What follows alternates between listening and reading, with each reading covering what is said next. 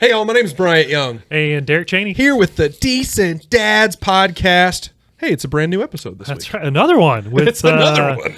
With another great guest, Tyler Overstreet. Yeah, man. Father of 5 boys. Boy dad extraordinaire. The chaos is rampant in his household. It was so much fun. His kids range in age, or I guess in grade, from going into kindergarten to going into their senior year. Yeah. So, holy crap, what a spread. Yeah. On top of that, he's an educator. Yeah. So lots to talk about there.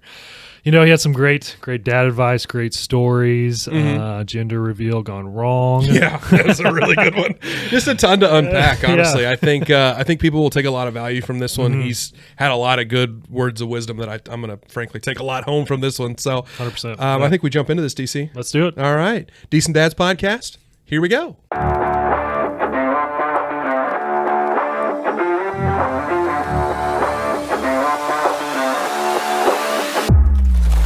Welcome back to the Decent Dads Podcast. We're here to tell dad jokes, drink coffee, and build a community of dads navigating fatherhood together.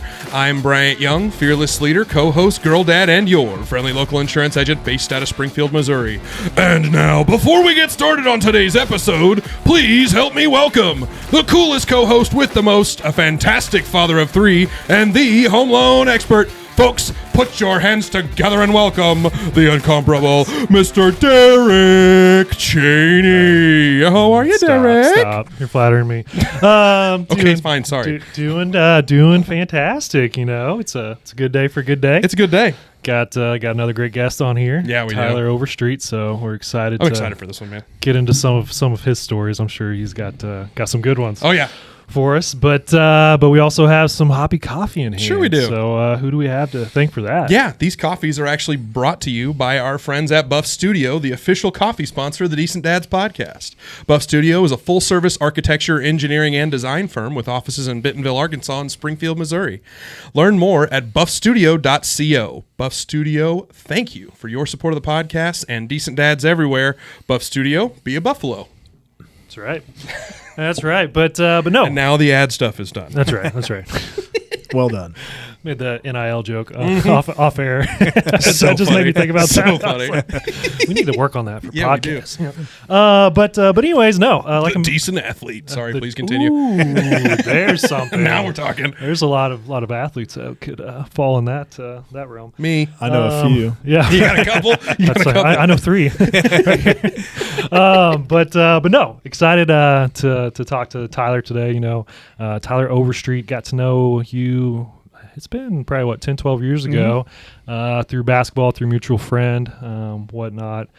Bryant, we just found out that doesn't know you at all. You guys don't know each other. That's half the fun of this thing, man. I love getting to meet new people. So yeah, getting to meet him for the first time. But Tyler, some people might know you, some people might not. So if you will, tell us who you are, what you do, give us your dad resume, tell us how many kids you got, what are their ages, and which one's your favorite. Okay.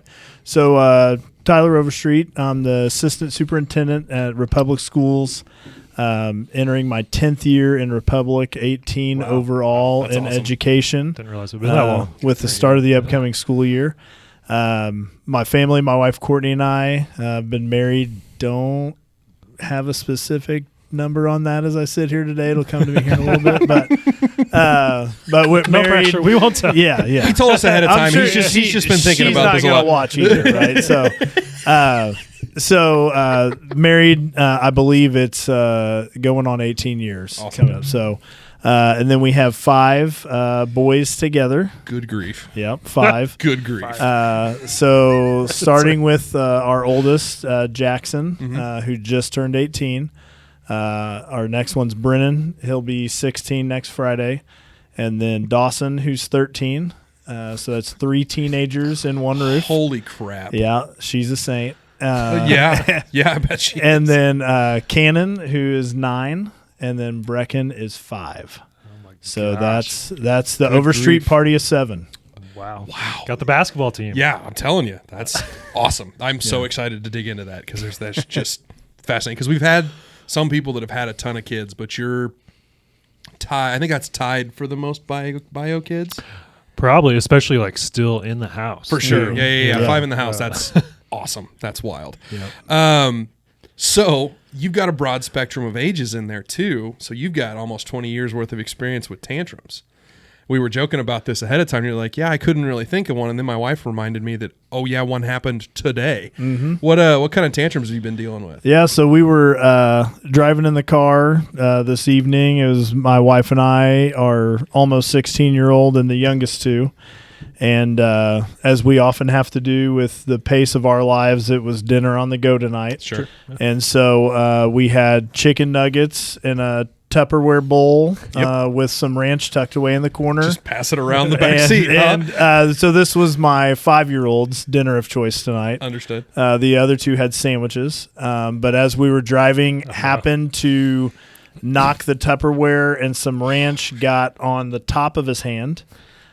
Which for whatever reason caused a meltdown. Set him off. Unbelievable. And it was we're driving. She's in the passenger seat, so she can see what's going on. I'm like, what? Like, what's going on? She's like, oh, he got ranch on his hand. I'm like, well, like, so why is he so upset? Like, we've been down this road before, and she's like, he got ranch on his hand, and he's just, then it turns into, okay, let me take the nuggets so we can get you cleaned up. Well, then he's upset. The nuggets are no longer close enough to be eaten. Yeah. And I would be upset about that too. To be clear, I understand. People always say you don't want to turn anthills into mountains, but unfortunately, this was an anthill that kind of became a mountain for the time being. So we got through it, but it was a tantrum for sure. Well, and I'll circle back to something you said before we started recording, is that you start to get a little numb to it when you've been dealing with it as long as you have. So your reaction of, so what are we upset about? Yeah. Mm-hmm. Makes complete sense. Yeah. Totally get it. Yeah, and honestly, so that had happened, and then,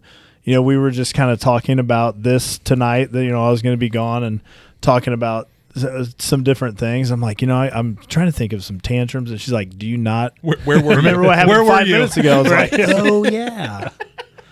I love your response too, because that's just a typical dad response, and I would respond the same way. Like, so why are we upset? Let's just eat the ranch off our hand and move on. Yeah. Any other time, you just lick it off your hand and be perfectly fine. And I mean, and as a dad of 5, like, we still, even though everybody's out of diapers, like, baby wipes have become an essential component of our lifestyle. So I had baby wipes in the pouch of the driver's seat right in front of where he was sitting. So it was like, well, let's just grab one, wipe it off, and let's go. Yeah. But easier said than done. That was way too logical, Dad. That was way too logical. Don't make it that easy. What about you, DC? Oh, man. Well, we got family pictures the other day because we got, obviously the newborn, Lily. Yeah. And so we had to do the whole newborn family pictures. So I'll see if I can get our editor to put this on the screen, but I'll show you guys. See, look at that. Everybody's like super so happy and smiling, loving each other.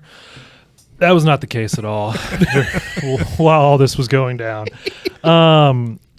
Because the photographer came over to take the pictures, and about 10 minutes before she came over, for whatever reason, Liam had a meltdown, our oldest. Don't know what it was about. I can't even remember now. But he was losing it. Goes to his room. Takes us about 20 minutes to get him to come out of there, and he's ready to take pictures. Well, then we get him out there, and then Brody starts losing it. So now Brody's upset, and we're like, okay, well, how the heck are we going to do these family pictures, right? Get everybody smiling and whatnot. And it's just back and forth, and it felt like this photographer was there for like 4 hours. I mean, nobody's happy. Nobody's enjoying this, except for Lily, the newborn. She was the only one that actually smiled. I feel like it's gonna be the chillest kid in the world. But yeah, so it was just a meltdown for however long those pictures were. I don't even know. I just kind of blacked it out. But God bless this photographer, because she sent us the pictures, and I don't know what magic or sorcery she worked, but there was so many good pictures in there, and me and Allie are like scrolling through them, and we're like, we don't remember. I don't think I was here for this. Any of these pictures. There was not this many smiles going on during all these pictures. And she even had Allie had a friend over during these pictures too. And so she was kind of like seeing the behind the scenes stuff. And she was looking at him, said the same thing. She's like, that didn't happen in real life. So I don't know what she did. The pictures turned out great. So she did awesome. But it was, pretty epic meltdown between both boys there. Well, we were over at the house the other night, and your wife was telling Liv, my wife, about just how bad these pictures were going to turn out. Yeah. And she puts that first preview picture on social media, and I immediately texted Allie, and I was like, Those pictures aren't near as bad as you said they were going to be, pal. Those turned out really good. You should have been there. I'll tell you. I've talked about this a couple of times, but we're in the, like, we're going to throw tantrums about nonsense stuff, but we speak very good English now. And so it sounds like a super logical argument being made, but it's not. It's complete nonsense, but it's just in full form sentences as opposed to screaming and yelling and beating our hands on the floor. This time it was, I don't want a plate for my cupcake. I want a bowl. Yeah. And that went from just like a, hey, I'm being nice and giving you a cupcake because you were a good girl today, to a full blown, like, she wasn't throwing everything, but she ran back and forth to the drawer like 17 times to get a bowl because I was like, dude, we've already got a plate out. Right. Again, trying to be just like, what are we doing right now? It's a thing. I'm giving you a sweet treat. Let's worry about the sweet treat, not the thing that it's in. Right. That was not her thought process at all. Yeah. She completely disagreed with my assessment. And it was a good, like, 5 or 6 minutes of her, like, screaming at me, then screaming at the drawer where the bowls were, and then screaming at mom, but mom had nothing to do with it. It was just me and Els. So it was just minutes of just this kid freaking out and for no reason. As soon as she had that cupcake, the flip just switched. Uh-huh. Yeah. Yeah. That's what kills me about especially little kids, how quickly they can flip that switch to losing it to, I'm perfectly fine. Yeah, like, I'm fine. Let's There's have some sugar fun. in my mouth? Yeah. Duh. Let's go. I've moved on. Why haven't you moved on? Yeah, exactly, Dad. God, I can't even believe we're still talking about Dad, this. why are you still pissed? But I'm over here just sulking, going, I cannot believe we're worried about this. I cannot believe we're worried about this. Oh, that's good. That's good. Well, Tyler, the next thing we always ask everybody is, what's a good dad hack Dad hack alert! that maybe you utilize in your family, or maybe some good dad advice that somebody gave you or you share with other dads? Yeah. So when I think about a dad hack, and as I mentioned, we live a life on the go. From all 5 of our kids, they're all into sports. Yeah. And so especially this time of year, they're all into baseball. So we spend a lot of time spring and summer not at home. And as much as we try to plan for when we're going to be out and kind of some of those drinks and meals on the go, it always happens. It's midweek and it's like, where did everything end up? Yeah, we're out of Gatorade. And so I found Dollar General has the best pricing on the big Gatorade sports drinks. Oh, okay. In comparison to how quickly you can get in and out and the price that you get. And they usually have a, 3 for $5 or some kind of deal. So it's been a game changer for us. Done. One less thing to worry about. I love the practical ones. Right. That makes me super happy. Yeah. I love that. Yeah, nice. It's that simple. And if you try to plan ahead, you can get probably, a few cents better at Sam's, Walmart. But when you're on the go, it's like, what do you do? And nowadays it seems like there's Dollar Generals everywhere you turn. Every so corner. it's like, Yeah. okay, going to drop you off for warm-ups, Google Maps, nearest Dollar General, Go get 4 some. minutes Yeah. away, and we're ready to go. Yeah. I love that. So- That's awesome. Yeah. My boys love Gatorade too, so I'm still not. Yeah, it's Yeah. solid. Yeah. So you've got a bunch of kids, so you might be able to help with this. And I've seen your kids swim, and they're both 2 fishes. I've got a kid that is refusing to actually get in the water where This she kid can't touch. Kills me. We bought a home. It's my fault we bought this house. It has a pool. And I'm not a fan of it now that we have it because holy crap, is it a lot of work. But I love it. But it is what it is because my friends like it. But we had the kids over this week. The kids, I had him and his kids and another of our friends, and all the other kids are jumping in and out of the water and bouncing all over the place, having a blast. And Elsie is sitting on the steps, having a great time to herself too, but refuses to get off the steps. And the second I go to like, hey, let's go swim, absolute conniption fit. Was there anything that you guys did to get your kids to swim? Are they water bugs? Are they into that kind of thing? Is there any coaching you can give me? I always say you give the Overstreets a body of water and they'll entertain themselves for hours. Like it's just I need that. I want that so bad. For all 5, it's just been natural. Sweet. Okay. I really can't think of ones that have like been cautious or timid that we've kind of had to like coax into it. It feels like they've always just kind of jumped right in. Right for no it. pun intended. Yeah, hey, but, there it is. Yeah. But yeah, so unfortunately I don't have much experience there. It's all good. But I'm sure you've tried the like I'll hold you in the water like maybe float from me to mommy, kind of like trying to take the training wheels off. Yeah, But, and you know, we did a swim class, a couple of swim classes, couple iterations of swim classes last summer and last fall, and then last summer, and it was great. But then it's almost like we get to this summer when we're finally old enough to be in the pool and we've got it open and Dad finally knows how to make the stupid thing work, and because that's part of it too. And the kid wants nothing to do with it. It's like, gosh dang it. Do you just throw your kids in or? Yeah, mine are kind of like Tyler's. It was pretty so natural, but I will say my sister, she has 2 boys too that are the same age as ours, and they're kind of like Elsie and kind of timid of the pool. And how she got them interested is she put up just like a little pool, like a little kiddie pool out in the yard. Let them try that out. Like one of those little plastic ones. Yeah, it's like 6 inches of water. Got them introduced to it, and then now it's still a little kiddie pool, but it's bigger, it's deeper. It's probably foot and a half of water in there, and they got used to that, and so it's just kind of like gradually like stepping them up. Okay. So I don't know if that'll work or not, but well, I think we're definitely going to have to do. We've got some friends that teach swim lessons too, and so I'm going to have to figure something out because holy crap, do I not want to have to scrub this pool every week and do all this chemicals and crap and. So I can relate to that. We just put a pool in May. Oh, nice. Okay. And I quickly learned it's one of those things that's always going to be something. Like every time I go out there, it's not like major things that we've experienced thus far, but just it's annoying. Like it's always something. It's always like another trip to Lowe's or a trip to the pool store or ordering off Amazon. Like it's just been nonstop. Oh yeah, it was mustard algae. The second half of this summer Dealt for with us. it. Vacuumed to waste. Oh my god. Yep. Drove me insane. Yeah. Dealt with We'll it. talk more about this. Yeah, right. To be continued. No, I was gonna say too. You might try. Have you tried the swim lessons here?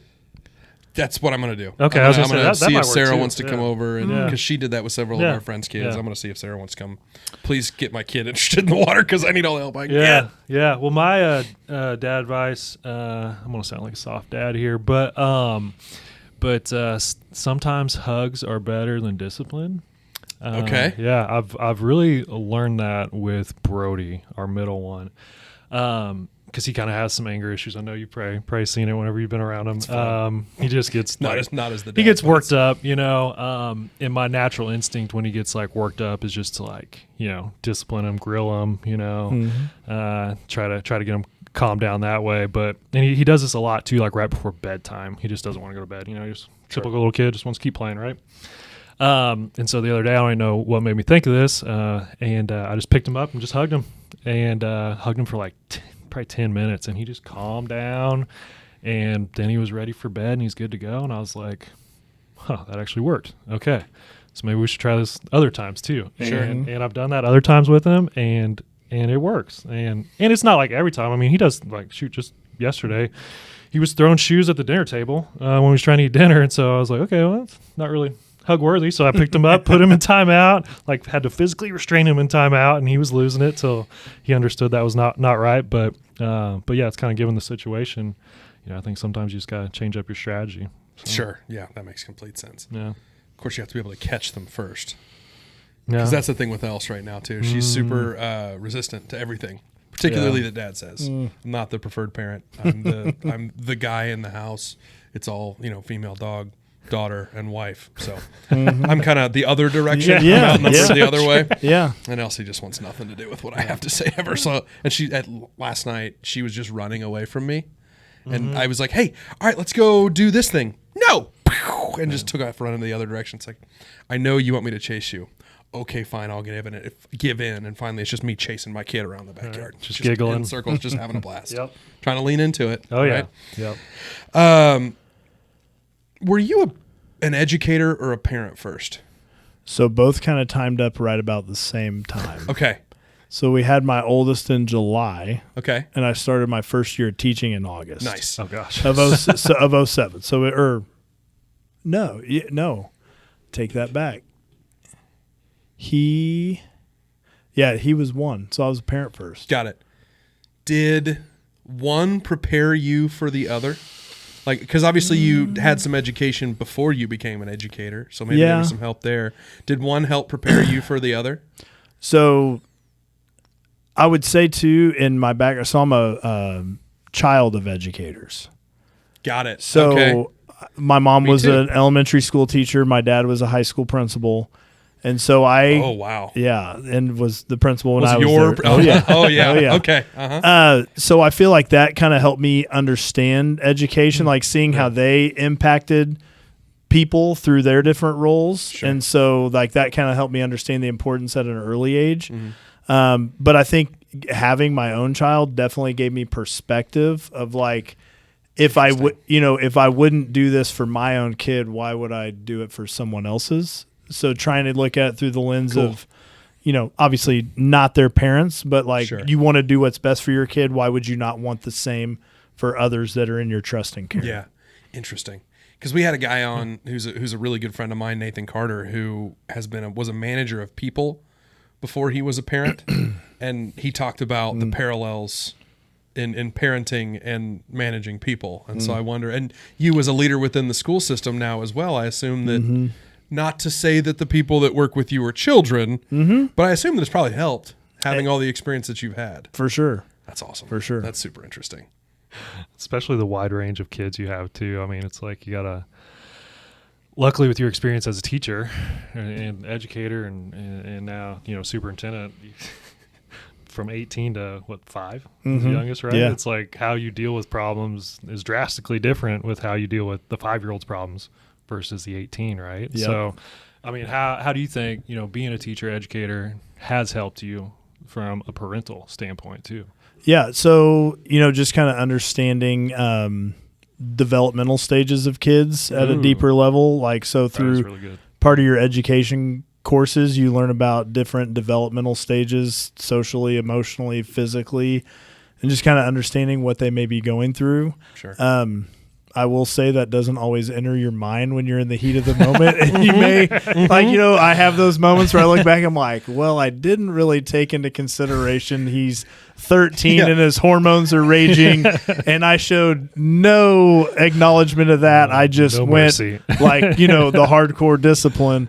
So I feel like those things have helped just kind of have an understanding. And then also like just getting a feel for like what kids in this day and age are dealing with at different levels. And like, my kids are a part of that generation as well. And so getting a better understanding of that and how I can help support them along the way has helped me be a better parent. Cool.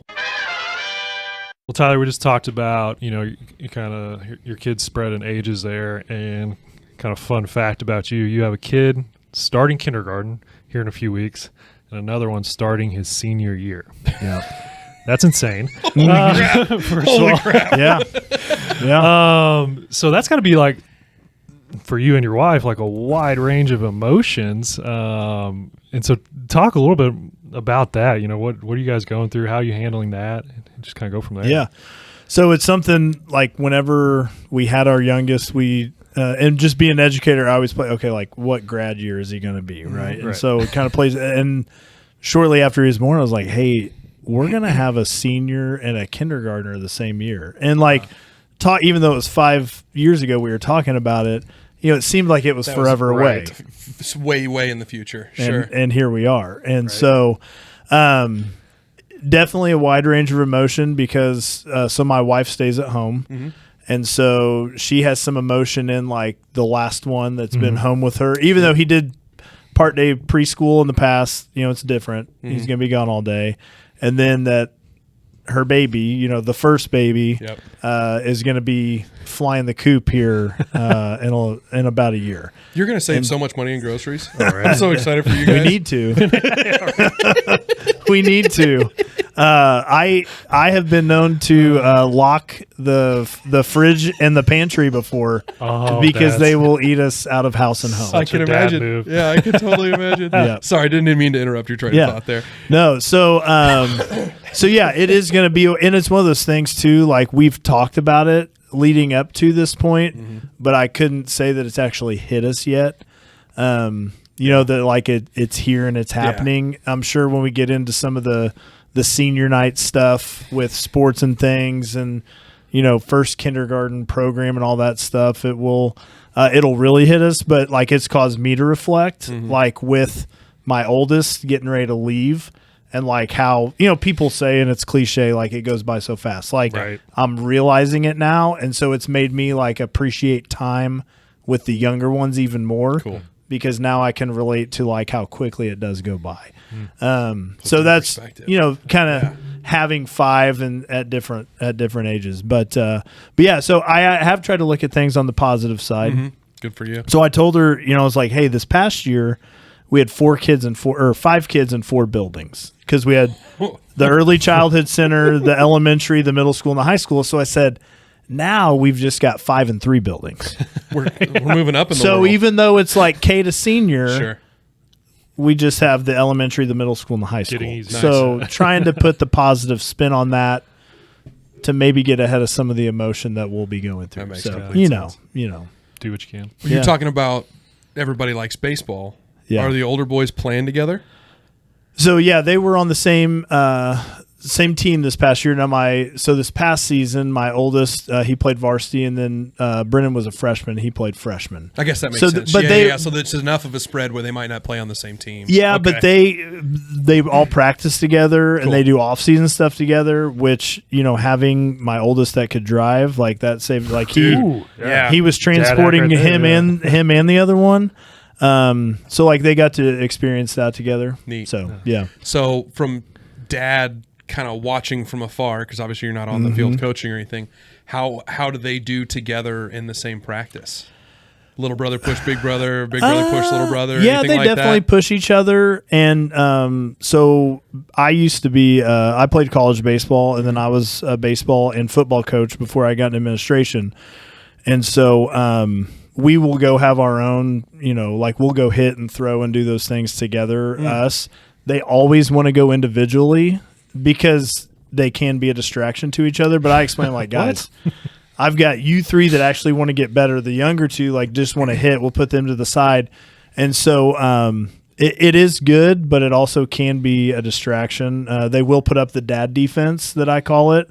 Tell me about dad defense. So like, I don't know what I'm talking about. And they look at me like I have 3 heads when I try to explain something. Yeah. And even coming about it, like from the most cautious angle, I guess, like, I may sense them getting frustrated. Be like, hey, I noticed something in your throwing motion. Like, if you let me tell you, it might help you. And I'll kind of wait and, no, nothing's wrong. They'll keep going or can't get there. Well, what I've learned is video is a great teaching tool. Ooh.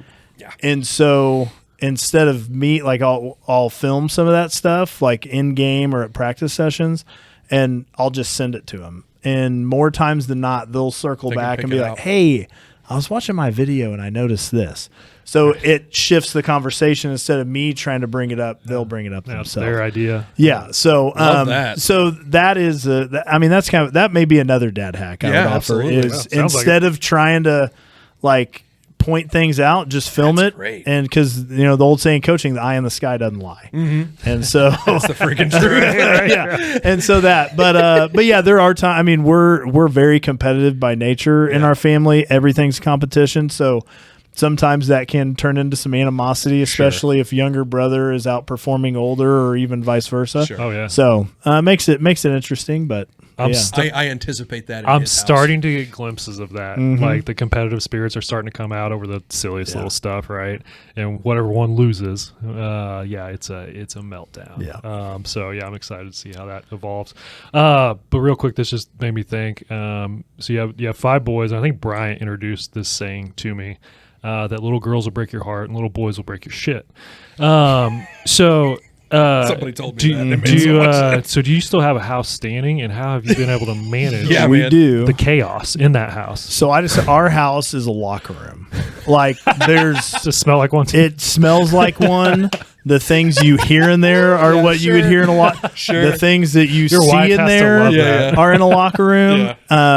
Like it is, you never know what's going to happen. And we always have to caution them like, hey, like we have other people in and out of this house all the time. So like, what happens in the bathroom needs to stay in the bathroom, and you need to come out of the bathroom like prepared to be in public. Or like we live out in the country in the middle of the woods, and so like we've had, especially at the younger ones, like when we're at home, like that's kind of how we potty trained when they were little. Is like we're running around, nobody can see you. Well, on the playground at school, you can't do that, right? We've had to have those Especially when dad's the conversations. superintendent. Yeah, it doesn't look good. Yeah, that might be a problem. And so we've kind of had to temper that. But yeah, it is chaotic. I mean, something gets broke. Sure. Or spilled on or knocked down nonstop. You know, I can't tell you how many times my wife has said no balls in the house. Now, I will be one of the first ones to break that rule because it's like, well, if the kids want to play catch, like, let's work on some hand-eye stuff and let's do it. Like one of our favorite, like at night, we'll do diving catches across the living room where I'll be sitting on a couch and they'll run from one end to another, toss a ball. You know, they catch it as they fall onto the couch. Well, you know, we're smashing the couch pillows. We're moving all the things mom sees, but I see it's like, you know, we're just having fun, you know? Just getting that energy making them better. I'm in control of the throw, so nothing can be broken. Exactly. Now, when it shifts to them is when things get a little crazy. Right. Yeah. So I assume there's no like pictures on the wall or decorative stuff. I mean, I'm joking. I'm sure that's there. But yeah. And it gets replaced frequently. Yeah. It does. It does.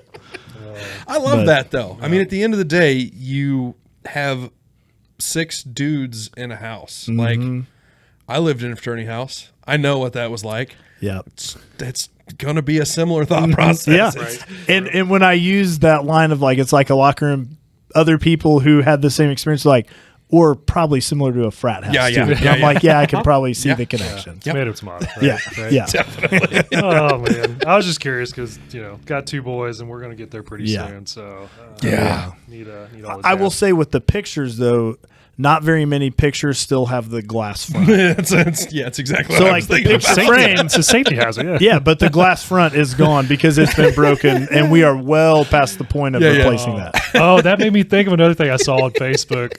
Where as a dad, he had several boys in the house, and there's just random holes in the drywall, and he would put a blank picture frame on the hole and then put a little caption. This is whenever so and so got mad, or this is when so and so tackled. That's actually really good. So and so, and put a hole in the wall. Yeah. Just like, making memories. Just out here making memories.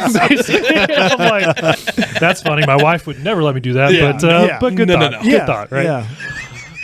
What about kind of switching gears here? Talk about what's the most important thing for you as a dad? I know you've kind of hit on it a few times as far as trying to like lead by example, really modeling what you do. So dive into that. Yeah. So they're the ones that or the dads. They are the ones that those kids are looking up to, and it's something that can't be taken lightly.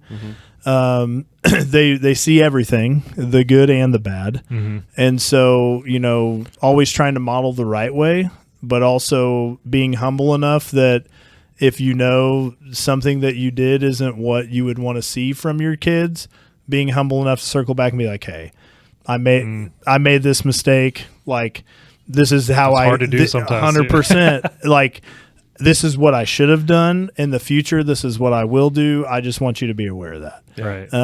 Happens, more often than some of us would like to admit, but part of it.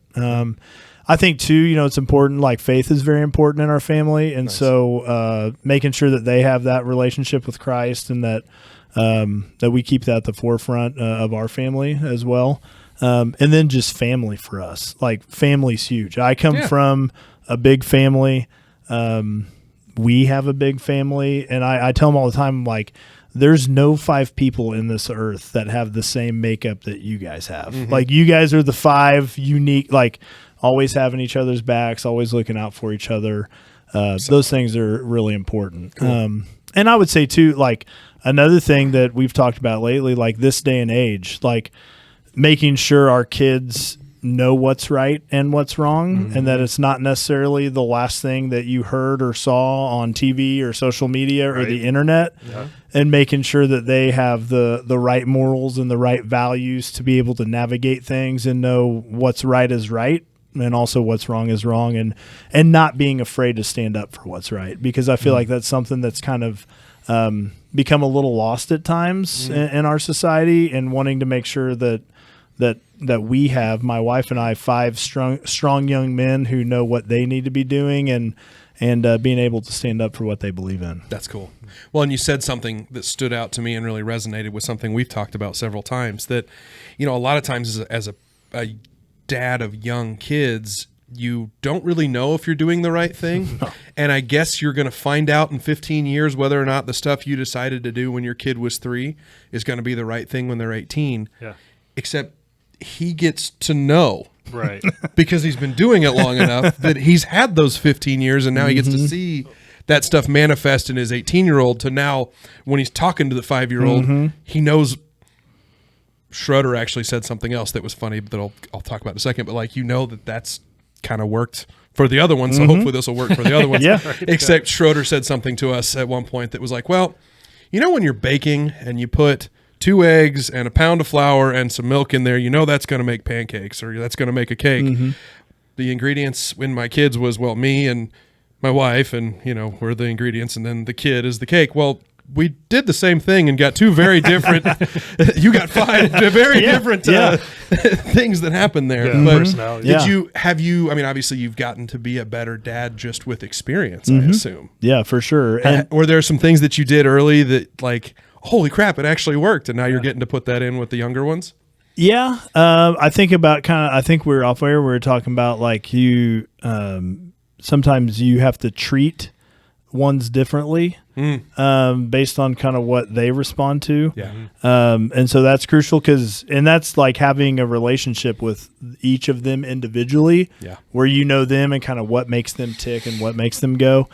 I would say probably early on I was pretty hard and fast with the like, well, you did this, I'm going to call you out on it. You're going to have this probably over the top consequence that may or may not, actually curb the behavior. We're now, I think, just kind of having more experience in dealing with and like knowing like, okay, this may be a bigger thing than this. And also too, and again, not perfect at it, but like trying to control my response as much as I can. Easier said than done. Oh yeah. Say that louder for the people in the back. Control your response. But learning that over the years too, I think has been helpful. Yeah, so that makes complete sense. Yeah, and it's like what a proud dad moment. And I'm sure you've experienced this with your boys. Like Brian was saying there. We've seen little hints of it with our boys where it's like what you're doing is like kind of working. They'll say something or they'll do something, and you're like so proud of them. Yeah, it's like the best feeling in the world. Yeah. So. And they need to hear that. I think that like kids need to hear that you're proud of them. People are proud of them. Yeah, it's important. So I like that. What's the? It's not trying to critique them when they go play sports. It's, man, I really love watching you play. Yep. Man, I really enjoy seeing you out there. That kind of thought process. And 100% can relate to. I've gotten way better at that. Well, yeah, you're an ex-college athlete. Like you know the stuff. And coached high school sports. Totally different coaching your kids. And I learned that with my oldest very quickly that when he was younger, I would coach his stuff. And when it got to the point that I knew I had to get away or it was going to impair our relationship and I'll never forget this, it was a youth baseball game. He was pitching, struggling to throw strikes. I go out, make a pitching change because it was what was best for the team. The whole way home and the whole next day, why did you embarrass me? Why did you pull me out of the game in the middle of the inning? Like he could not discern dad from coach. Sure. Yeah. And so that's when I was like, you know what? Like I just probably need to step back and, have somebody else do it. Now I've always kind of helped along the way, but not being like the coach. Involved, right. Yeah. Sure. So now with like the younger ones, I help when needed, but I'm not heavy handed in it like I used to be. Yeah. Well, it's like when Jimmy talked about it. Yeah. Yeah, no, that was the question I was going to ask you too. Is what are your thoughts on coaching your own kids, and what are your experiences? So I was glad you brought that up because I know, personal experience too. Like, and that's probably why I'm kind of leaning against coaching my kids. Is just my experience with my dad, kind of exact same situation. He's just looking out for the best of the team, and but I had a hard time seeing that difference. Yeah, and it kind of soured our relationship for a little bit, but then it's all good now. Yeah. Well, it didn't sour my relationship with my dad. It soured my relationship with the sport. So he ran me off of golf. Yeah, because that was his whole thing. I mean, he was a baseball player and a basketball player in high school and stuff. But frankly, his kid has shit hand-eye coordination, and so it should have been playing catch on the couch. That's why I play football. Yeah, and I would say like I went into the sports thing when they were younger. Like I'm not going to coach. Then when you see some of these people that do it, You're like, oh no. like couldn't subject them to that. But then also too, like, we've been very fortunate. We've had a lot of really good people that we've come to know through youth sports, and like-minded people, and there's like people that we trust that do it, which really helps too. So, what are some of the things that you've tried to talk? I want to stay on the sports thing for just a minute because we talk about sports and dad stuff all the time, but I want to dig in more. What are some of the things that you think are big takeaways from youth sports? Because I mean, it's not winning and losing. That's the first thing that I think every parent can really value from, or take some value from, is the winning and losing doesn't matter when you're 10 years old. I really don't think it does. Now, I didn't play college sports, so I will defer to you to hear your thought on that, but at least that's my impression. 100% right. And we try to remind our kids of that all the time. Like, while we play sports and we understand they're important in your life now, they're not who you are, and they're not what your life is going to be. We play them because of the lessons learned, right? Like, sports, I feel like, truly reveal one's character, because you are who you are when you're faced in adverse situations, and that's when people's true colors show out. And you face a lot of adverse situations in sports, right? Things don't always go your way. You win sometimes, you lose sometimes, you succeed sometimes, you fail sometimes, and how you handle and respond to that is what ultimately defines you. And so that's a learning process. Yep. There are definitely moments where it's like, I have not handled how they responded to that with my response, but working through that, I think, is huge. And also, it's something that what you put into it is what you're going to get out of it. And that's something that carries on to anything in life. Like, preach that. I tell my kids all the time, like, you can be as good as you want to be in whatever it is you choose to do. It's just how hard you're willing to work for it. And, where you put your time is what is a priority. So, like, if you want to be a really good baseball player, think about where you're spending your time throughout the course of the day. Is it down in the basement playing NCAA football 25 for 3 hours, or is it going and hitting in the cage, going and lifting, doing those types of things? So trying to make those connections so that hopefully when they get older and get into their career or their family, that they understand, it's going to take commitment and hard work, and there's going to be successful days and tough days, but you choose how you respond to all of that, and hopefully it's prepared them to make the better choices in those moments. 100%. Well, obviously I hear you introduced sports to your kids, because obviously a big part of your life coming up. What are some of the other things that you were excited to introduce your kids to when you started having them? MIZZOU. God, here it comes. Here it comes. I couldn't do the Hogs coaster sitting here on the table, man. Like Mizzou, we always try to go to at least one football game as a family every year. Good. Cool. Great family environment. Try to hit a basketball Good game. Tailgates, I agree. Yeah. Not when I went to school there. A different family environment. But yeah, like that. Like, that's always fun. And especially, Mizzou's got a lot of hype going into this year, and hearing the kids talk about it. But no, all jokes aside too, like, just we're like active, being outdoors. So hunting and fishing and getting to do those things, not only with our family, but also like my brother and his family, and getting into extended family. Like, youth deer season is like probably my brother and I's favorite day or weekend of the season or of the year, because my kids that are eligible come, his kids that are eligible, and his father-in-law's there, and my father-in-law's there, and sometimes their other brother's able to make, like, it's just all these guys. Like, it's just the guys weekend. Boys weekend. And we just, we hunt and we cook and we laugh and just hang out. And it's a blast. So, like, getting to do those things. And we have had, like, especially the stuff in the summer and spring, like, we haven't been on the river as much as we like. We haven't been fishing as much. So now that baseball's over, we're trying to cram all that in before school starts. But as they get older and you have more kids, you lose some of the ability to do that. With your big family and your big family, how many people are there? Good Lord. Like, when you and the brother and all the kids and everything, is it like 400 people? Yeah, it's a lot. Holy crap, man. So I am one of 6. four biological to my dad, and then my mom passed away, and he got remarried, and they have 2 daughters together. Oh my gosh! And who are high school age. Whoa. So interesting. Yeah. So that's an interesting. So my oldest is their nephew, and he's older than 2 of his aunts. Oh, interesting. Wow. Yeah, Because he's a senior, Sure. one's a junior, and one will be a freshman. Do they all go to school together? No, so they go to Nixa. Okay, yeah. And that'd be hilarious. See, there goes my aunt. Yeah. Oh, yeah. My aunt going down the class, going down the hallway to class. Yeah. So I come from a big family, and then my brother has a child. My other brother has 3. My sister has 2. Dude, oh my gosh, those family reunions are going to be gigantic. Right? Yeah, and there's a lot of males. Like the Overstreet side is very male dominant. Usually, the females at family reunions are married in. Yeah. Very few are born in. So. That's so funny. Yeah, I love that. So Tyler, 5 kids. I've been parenting almost 5 boys. Correction. Good Lord. Been parenting almost 20 years. Probably full of funny stories. Yeah. So share some of those stories with us.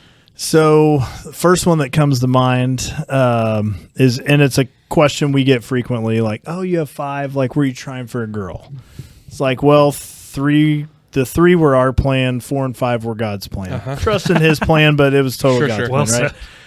And so people are always like, "Oh, you're trying for the girl." Like, well, not really. So, in a crazy turn of events, when we found out Courtney, my wife, was pregnant with our 5th, like, I'm the kind of person, like, I've got to know. Yeah, like, sure. I can't, like, you hear about these people. I don't get it. They wait till the baby's born, and that's when they find out, like, no way. Like, as soon as we can find out, we're finding out. And so there's a private imaging company in Springfield that we heard about, probably with our 3rd, that we had gone to as early as we could. And so we go there for the 5th, and it was early, but she was like, "Hey, I know it's early, but I'm confident, and I've never been wrong. Like, congrats, you're having a baby girl." And my wife's like over the moon. Sure. It's so excited. So and she's like she's a go big or go home kind of person. So like she finds it out, like, so we're gonna do this gender reveal. All the older 4 boys are going to be incorporated. So we've got one that's up to bat, one that's pitching the ball, one that's playing catcher, and then one that's in the field. And, she's videoing, throw the ball, and the boys didn't know until they hit it. They hit it pink. Oh my gosh, we're having a girl. Like, let's go. Just total hype train. Yeah. Everybody's like bouncing around. She puts it on Facebook, which I call her the Facebook phenom. Like, she's always on Facebook. Oh, yeah. Announce it to the world. To the world. It's out. Everybody, oh my gosh, congrats. So happy for you guys. Can't wait to see that girl wrap Tyler around her finger. All the things, right? Yeah. Well, it was about 6 weeks later that never been wrong. Yeah, never. And I'm not going to name the name of the company to not tarnish. So 6 weeks later, we're I can't remember. It was just one of those like routine things that come with pregnancy, and it's like getting the ultrasound, and we had said, "Oh, we're having a boy, having a girl, and so they do whatever it is they were looking at, and she was like, "What? When did you say you guys were having again?" And I kind of like peeked up and I'm like, why would she ask that? And should be very obvious. My wife like proudly is like, "Oh, we're having our first girl. We got 4 boys." She's like, "Well, you see that thing right there like that?" And she's like, "What?" Like disbelief. Sure. And she looks at me like it's my fault, which I guess scientifically it is. Yeah. But then so it's like my fault, And so just then the world of it, like, so happy we're having a healthy baby. Yeah, of course. But wanted a girl, thought we were having the girl. Right. So now with our circle of friends, it's the annual, the Facebook memory pops up of the Overstreet gender reveal video and all the things that come with it. So like it was recent. It was sometime this summer. And so getting all the texts and the, my gosh, I remember that. Like, that's crazy, all that stuff. So how much girl stuff was bought in those? Yeah, 4 or quite 5 a weeks? bit for a short period of time. And friends of ours that that were happy for it. Like I can remember we were at one of the older boys baseball tournaments in Kansas City, and my wife and one of the other moms went shopping for girl stuff. And it's like, well, hope you kept the receipts because we're going back. Yeah. So did you guys did the Facebook phenom do like a retraction of the gender reveal and do like a reverse video or something? Oh yeah. And in her Facebook wisdom, she worded it appropriately to say what happened. But sure. But yeah, it was she had to kind of go back on it, which then started the onslaught. So yeah, of course, that one's pretty good. So what about? I think you said something about like poorly supervising kids. Yeah. So as I kind of thought through some funny stories, I realized we're not very good at supervising our children at all times. Well, you're really outnumbered, pal. Like I hate to tell you. And so there's one memory that comes to mind back when I was more in the coaching realms of the kids when they were little, and we're at the Pat Jones YMCA doing flag football,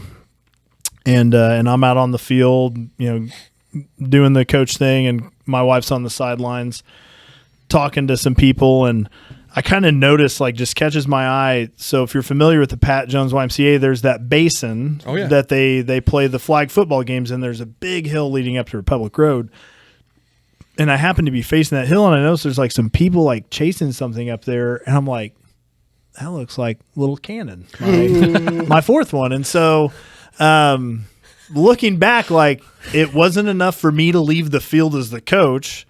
So instead I just holler because like spot Courtney in the crowd, like, trying to get, I'm like, Courtney. And then finally, like, I have to go, coach was like, Courtney, Cannon's running towards the road. Well, of course, everybody like stops, looks. Yeah, naturally. So then, and then, so like she goes bolting up there, and then I'm like, well, I look like the jack wagon because I noticed I didn't go get him. Coaching here. Yeah, like there's friends of ours that were there for that night that like that story kind of gets brought up. Another poor supervision. That's so funny. I love that. And yeah, kind of get the number of kids gets lost in the madness, right? So my sister had her wedding in Destin, and so the night the family gets, and it was family and friends down there. Night the family gets down there, we're all on the beach because everybody just got in, hanging out on the beach. It's dark. We all roll back to the house, which was probably a 75-yard walk, but you kind of had to know where the gap in the fence was to get back to our house and get inside. So, we were sharing a house with my brother and his wife, and we get up there. The girls take the boys to put them in the bath, wash the sand off, and my brother and I are, sitting on the couch like, oh, man, vacation, like, let's go. How great is this? Excited, and then on the patio door, and I'm like the back door, not the front door. And I'm like, open it up. There's 5-year-old Dawson, who we had left on the beach at dark, didn't realize it, but he had paid enough attention to where to know to walk back and like I said, like we look back and we're like, how did he remember that? Sure. Because it was like he had to hit the right spot in the fence to go there. And so we're like, oh my gosh. Yeah.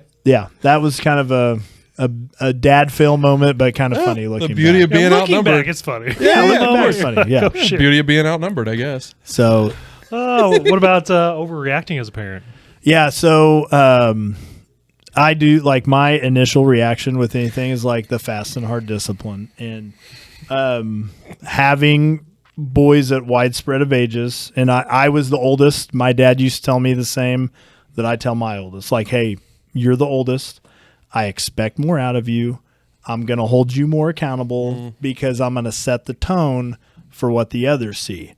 And so my oldest, he's a good kid, but he has an ornery streak in him, and he had a deal where I got a phone call from a teacher at school about him being obnoxious in class, and I was like, you know what? Like, we're just going to have a come to Jesus family meeting about this. And so I lined the other 4 up on the couch, pull him up in front. Watch this. Yeah, pull him up in front of everybody.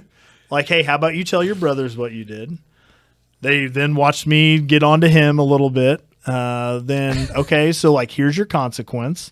You're not doing this, this, and this. No baseball, no whatever. Sure. Like just total public shame, right? Well, after I kind of cooled off, talked to Courtney, I was like, yeah, maybe that may not have been the best approach. And so I still feel like it was important for them to see what the expectation was. Sure. But yeah, that was kind of an overreaction. And that was brought to my attention talking through funny parenting stories. Somebody's like, well, when you get mad, you overreact sometimes. Like a friend of mine who knew, I'm like, well, tell me what you mean by that. And they told me that story. I'm like, yeah, that kind of was an overreaction. Yeah. But none of the other ones have got in trouble. Yeah, scare the bejesus out of them early, baby. Yeah. Scare them early. Yeah. I love it. Yeah. Well, I think that's perfect. Thank you for sharing that. I think we should get to everybody's favorite part of the podcast, though, Derek. What's everybody's favorite part? It's Dad Joke of the Week. Ooh, all right. It is. Hey, so you were talking about locker room talk earlier. When you were playing ball, did you guys ever have any fun? Give any of the guys that you were playing sports with funny nicknames just based on their names or things that they've done? Did any of that stuff kind of exist? Oh yeah, in your circle. And I'm kind of known as the nickname guy. Perfect. Everybody close in my life kind of has a nickname. Perfect. Well, there was a guy on one of our teams. We called him Asphalt because the room around him always smelled like ass, and it was probably his fault. So it was asphalt. That's pretty good. That's pretty good. That's good. That's pretty good. Oh, well, speaking of asphalt, why is concrete so hard? I have no idea. It's cement to be. Boo. It's a solid joke, wasn't it? All right. The follow-up was better. The follow-up was better. I read that and I was like, that is the most dad joke That's pretty good. I've read in a while. Yeah. What about you, Tyler? So mine's kind of a line. Perfect. Just kind of in our family. Frequent question when driving with kids. Where are we going? Sure. We're going to Joe's. Joe Mama. And I'll look right at my wife. And obviously the thousands that I get the eye roll from her. The kids now know to not even respond to the joke. Don't even entertain But dad's joke. the younger ones are still naive enough to it where they'll slip up and forget still works. and be like, Joe who? Joe Mama. So that's kind of the dad joke. It annoys everybody, which is just fuel for me to just keep going. Those are dad jokes. Right. A dad joke Peak should dad be right annoying and entertaining to nobody but you. Yeah. That's the whole point of it. I tell them, I laugh every time. Gets me going every time. Take us home, DC. Well, we got to end on our decent dad's motto. That's right. Keeping the bar within reach. So good. Right? No, in all seriousness, we're here to build a community of dads, share stories, share advice, share solid dad jokes like we just did. Some solid, some not so solid. Better, worse. But yeah, no, if you have stories, you have advice, jokes, share them with us. We'd love to hear them. We might steal them as well too. But yeah, be sure and check us out on YouTube, Spotify, and Apple Podcasts. Mm-hmm. Yeah, share, subscribe, do all the social media stuff. We'd appreciate it. Yep. I guess really all we have to say now is way to go, decent dad. Thanks. Great Part job, of the Tyler. crowd. Way to go, buddy. Thank you, decent dads. Yeah, man. Thanks for being here. Really appreciate you sharing your story. Unless anybody else has anything else for the good of the I got nothing. the order here. No, Awesome. I would just say thanks for having me on. Love chatting with you guys. You guys got a great thing going, and honored to be a part of it. Thank you. So We appreciate you taking keep some time. Keep it growing. Yeah. Thanks for, leaving your basketball team at home to come do this. We appreciate it. I guess all we have left to say is we'll see you next time.